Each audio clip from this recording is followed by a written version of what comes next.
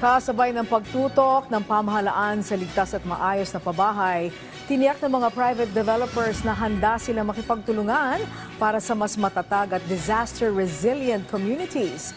Si Denise Osorio sa Sentro ng Balita Live.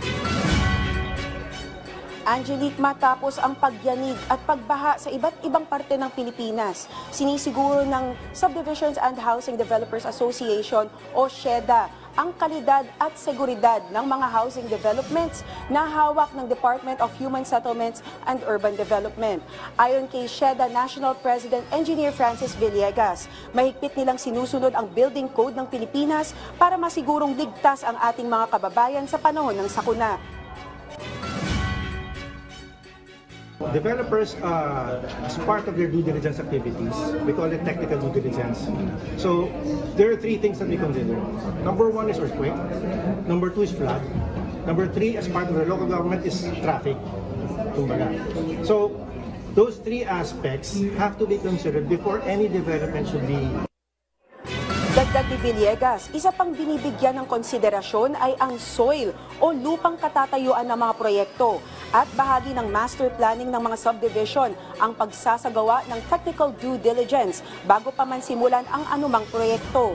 Samantala, kasabay nito, patuloy ang pagtutulungan ng pamahalaan at ng pribadong sektor para mas mapalakas ang sektor ng pabahay sa bansa.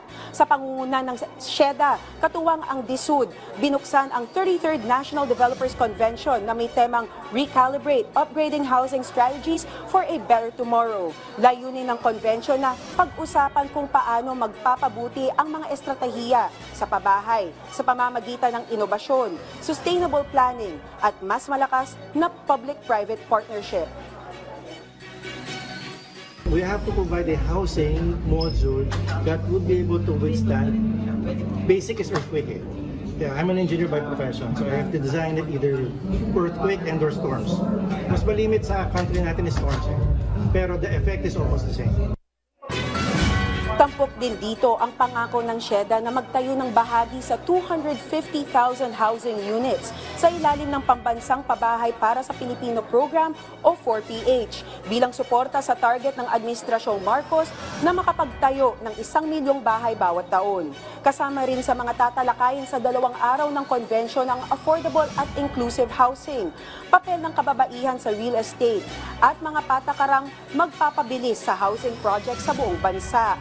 Sa loob ng mahigit 50 taon, patuloy na katuwang ng gobyerno ang SHEDA sa pagtupad ng pangarap ng bawat Pilipino, isang ligtas, abot kaya at maayos na tahanan para sa lahat. Angelique, iginiit rin ni Engineer Villegas na kailangang ipagpatuloy ang pag-a-update ng building code dito sa Pilipinas para masabayan nito ang mga pangangailangan ng ating mga kababayan. Base na rin yan sa pabago-bago ng panahon at ng climate change. Dagdag rin ni Villegas, importanteng ma-review muli ang ating mga istruktura para masigurong handa ang ating mga mamamayan para sa tinatawag na The Big One.